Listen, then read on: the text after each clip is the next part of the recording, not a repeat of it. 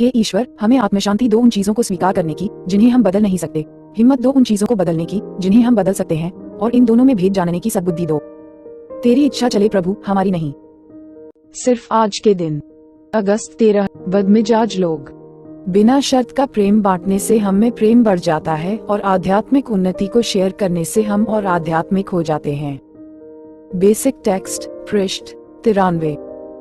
हम में से अधिकांश को अपने जीवन में एक या दो निहायत ही परेशान करने वाले लोगों से सामना करना पड़ता है। ऐसे किसी भी व्यक्ति के साथ हम अपने सुधार में कैसे निपटते हैं?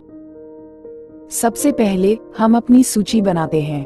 क्या हमने इस व्यक्ति के साथ कुछ गलत तो नहीं किया है?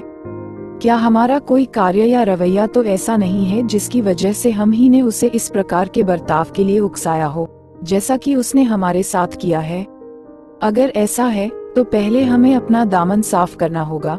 यह मानना होगा कि हम ही गलती कर रहे हैं और अपनी उच्च शक्ति से प्रार्थना करनी होगी कि वह मददगार और रचनात्मक होने में आड़े आने वाली हमारी कमियों को दूर करें।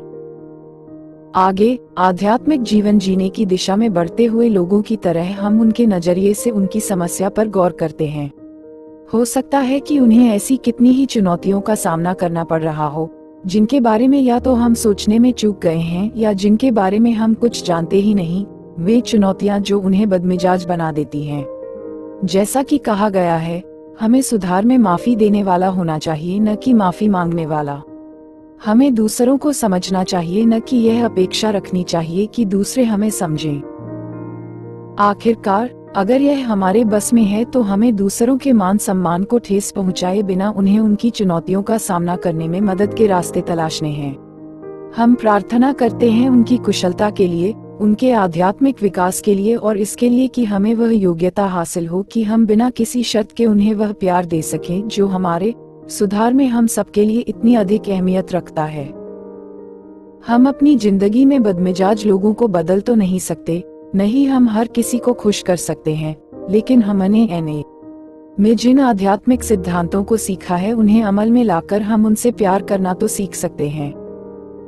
सिर्फ आज के दिन, हे उच्च शक्ति, दूसरों की सेवा करने में मेरी मदद कर। मैं यह नहीं मांगता कि दूसरे मेरी सेवा करें।